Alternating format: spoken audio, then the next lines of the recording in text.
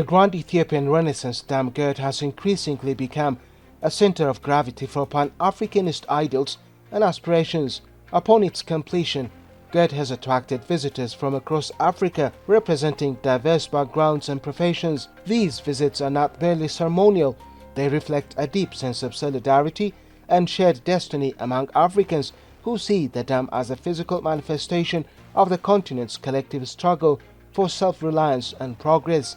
The dam has become a rallying point for Pan-African unity, resilience, and the pursuit of economic liberation.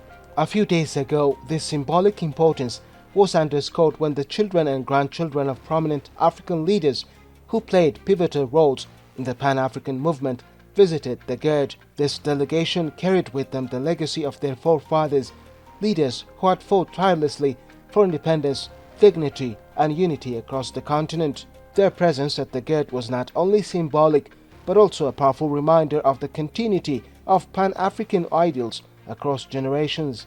During their visit, the descendants shared heartfelt impressions of the dam and its significance. This is truly an impressive development project for the sake of Ethiopia and the Ethiopian people. And what I liked most about it, apart of course from its size and scale, that it was constructed without foreign debt, without falling for the trap of the World Bank or the IMF.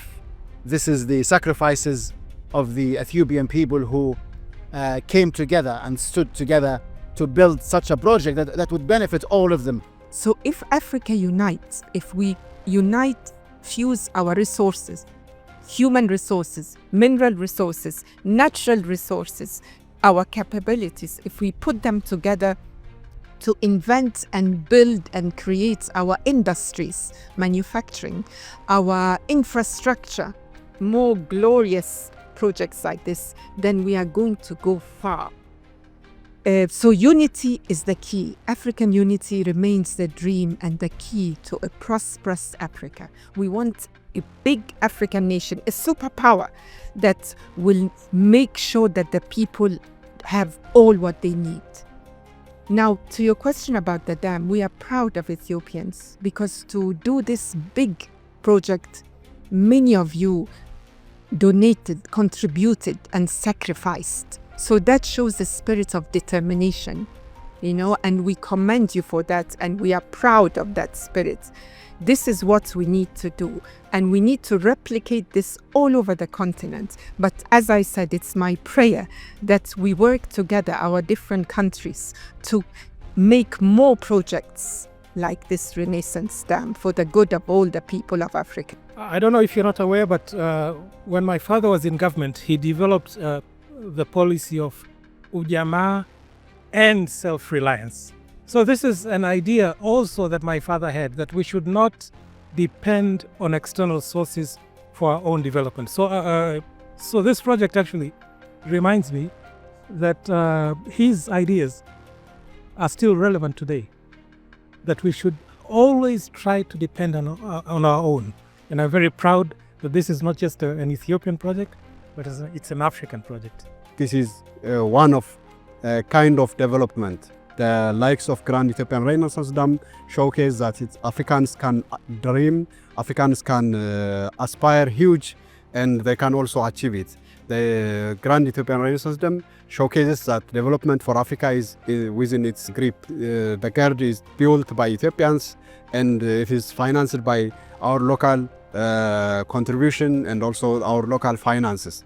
This means that Ethiopia has once again manifested its capacity of dreaming big and achieving big. The Grand Ethiopian Renaissance Dam is a testament for all Africans in the sense that it shows whatever defiances comes along the way, whatever obstacles comes along the way, if we stand together and if we stand united, we can, no one can obstruct us from achieving our dreams. So the visit of the descendants of the great leaders of Africa to this important milestone is very much significant.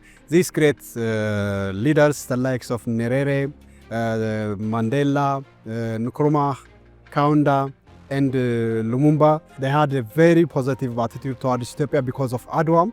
They were part of the establishment of the African Organization of African Unity, and now the descendants of them are seeing what a truly Pan-Africanist achievement can be realized when people come together and stand united against one common goal. They emphasized that while the earlier generations had successfully dismantled colonial structures, the responsibility of today's generation is to confront and overcome poverty. In their view, poverty remains the greatest obstacle to true freedom, and projects like the GERD represent concrete steps toward breaking the cycle of economic dependency. Their reflections highlighted a profound truth: political independence cannot be sustained without economic liberation. For them, GERD is not just a dam, it is a symbol of Africa's determination to chart its own economic destiny. The delegation further stressed that the GERD embodies the spirit of African economic liberation. They argued that without economic empowerment, the political sovereignty achieved in the mid-20th century remains fragile and incomplete. The dam therefore stands as a testament to Africa's capacity to mobilize its resources, innovate and build for its own future. It is a project that demonstrates how African nations can take ownership of their development agenda, free from external dictates. In this sense, GERD is more than a national achievement for Ethiopia. It is a continental milestone that resonates with the aspirations of all Africans who dream of a prosperous and self-reliant continent. I do believe that such projects are a continuation of our journey towards African liberation, true one, and African sovereignty, which is exactly what our leaders fought for in the 50s, 60s and 70s, from Gaddafi to Nasser to Nyerere to Lumumba to many others who actually came together and believed that any project that would benefit one African country should benefit all other African countries, and that's why they believed in coming together, talking, having a dialogue, and building up an African market, an African political organization, which they did in 1963 when they established the Organization for African Unity. And then actually in the very city I come from, in Sirte in Libya, when the African Union was announced in 1999, and then of course formally established here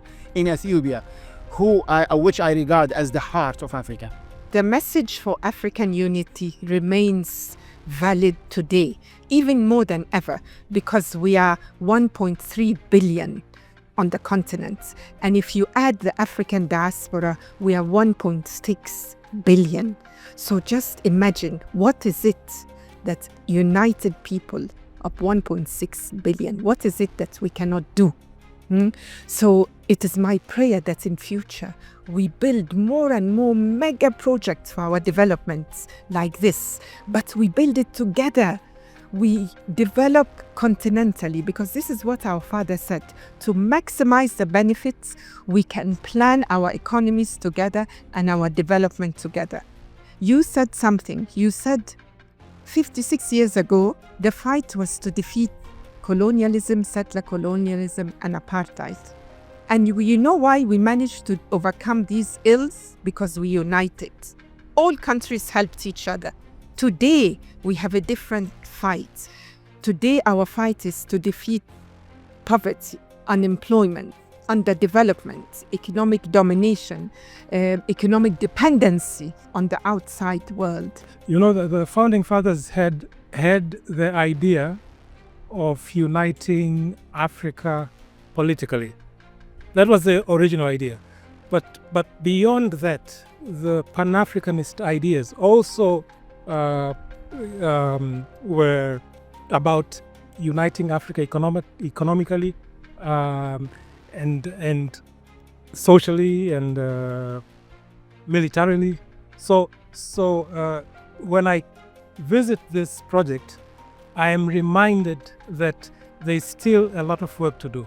But this is already a very huge step towards combining the resources of Ethiopia, not just for the benefit of Ethiopia, but a project which also benefits other African countries. And that was the basis the Pan-Africanist ideas. In addition to celebrating the dam's symbolic value, the descendants called upon neighboring and downstream countries to embrace cooperation and collective prosperity. They emphasized that the GERD should be seen as a platform for collaboration. Water, they noted, is a shared resource and its management requires collective responsibility. By working together, African nations can transform potential disputes into opportunities for partnership, ensuring that the benefits of the dam extend beyond Ethiopia to the wider region. Their call for unity reflects the enduring Pan-Africanist vision of solidarity, where the success of one nation contributes to the progress of all. I do call upon the other countries, Egypt and Sudan, to have full collaboration with Ethiopia and finding ways. I trust the leaderships in Egypt and Sudan and Ethiopia to come together and find ways that this amazing project will serve all of these African nations and their populations. And this is not something strange to us Africans. We are family-based. We believe in justice. We believe in peace. We believe in dialogue. It's in our religions, in Christianity, in Islam. It's in our history. So we have strong foundation to stand tall, talk and find solutions to these differences. To all African leaders, I say to them, never seek a narrow national trajectory of development. What we need is a pan-African one. Look at the big major powers around the world. They are not fighting by themselves. Like Germany, like France, the States, China, Russia, all of them seek alliances, seek unification, seek working together and open markets for their neighbors. So we need to think in the same way. We need to unite. We need to build our own markets in our own continent, and we need to come together and think wide, not think national only. You know, the founding fathers fought for political independence, but there's still a lot of work to do in ensuring that African countries are also economically independent. But that cannot happen if they work separately. So they have to form economic cooperation on a Pan-African scale, maybe as a first step between countries, between few countries, but eventually developing projects which benefit the entire continent. So the first step was political independence, but we still have a lot of work to do in ensuring that we are also economically independent. Because if you're not economically independent, then you cannot guarantee your political independence. It's really important because it's a means of providing low energy costs, which will allow now African countries to expand their manufacturing base and not export raw materials and then buy finished products. So it's also an important step towards moving African countries, the African people towards full independence, political and economic. I think we should read Kwame Nkrumah. We should go back to the original idea of African unity. When in this glorious country, he made a famous speech, "We must unite or perish." And he said, a united Africa has to be politically and economically united. So we need to talk to each other more. You see, in our traditional African knowledge system, we are used to talking until we build consensus, because we are from different religions, different ethnic groups. We speak different languages. We are diverse. So we will never agree on everything, but we can find common ground for our development to build our industries and our infrastructure. So as Africans, your generation, the task is for us to talk with each other, politicians, students, teachers, everybody to talk until we build consensus for unity. Because the only thing that will change the destiny of Africa and make us prosperous, make us rich, make us productive is for us to work together closely. So Africa must unite is a call our father made 60 years ago, and it's your task, your mission, 50 years later, that this generation must make it a reality.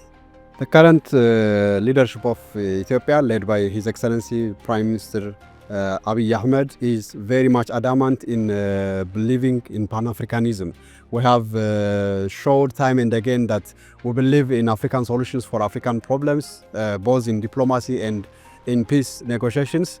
We have shown that we are committed to take leadership in terms of environmental protection, green legacy and green development. We have also shown that our foreign policy is rooted deeply in the belief of Pan-Africanism, and continuing this legacy of Ethiopians throughout our history have been at the forefront of Pan-Africanism.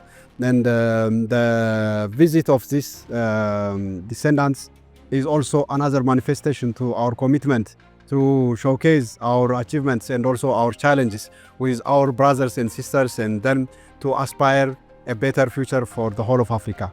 Finally, from the hills overlooking the Grand Ethiopian Renaissance Dam, the families of Africa's forefathers conveyed a short but powerful message. They reminded Africans everywhere that the struggles of the past were not in vain, and the victories against colonialism and apartheid must now be matched by victories against poverty and underdevelopment.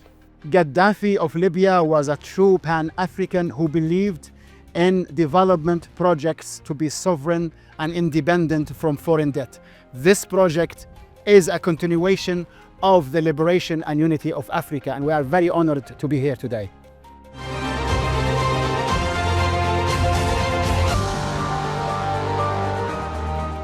All I'll say is that it brings pride to be an African, to see this project designed by Africans, built by Africans, and run by Africans.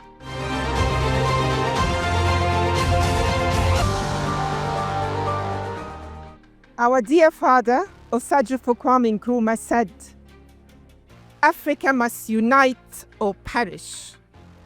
And I believe it is the task, the mission of this generation, the young generation, to make sure that African unity becomes a reality in your lifetime. Africa must unite, Africa must unite, Africa must unite.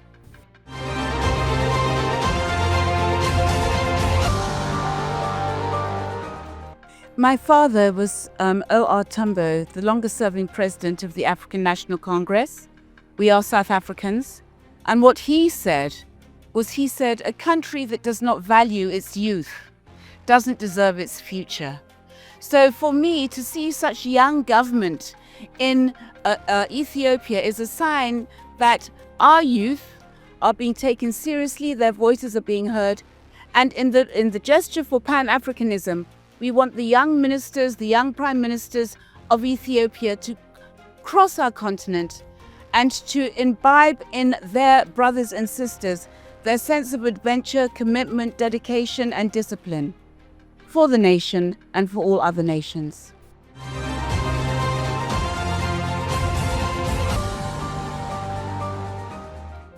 My father, Mwalimu Nyerere, had the policy of Ujamaa and self-reliance.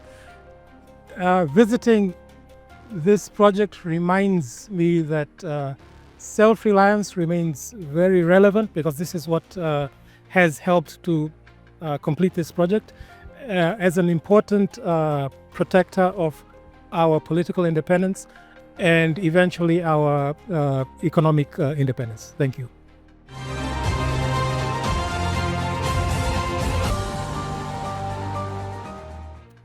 I'm grateful to the older generation for giving the younger generation hope with projects like these.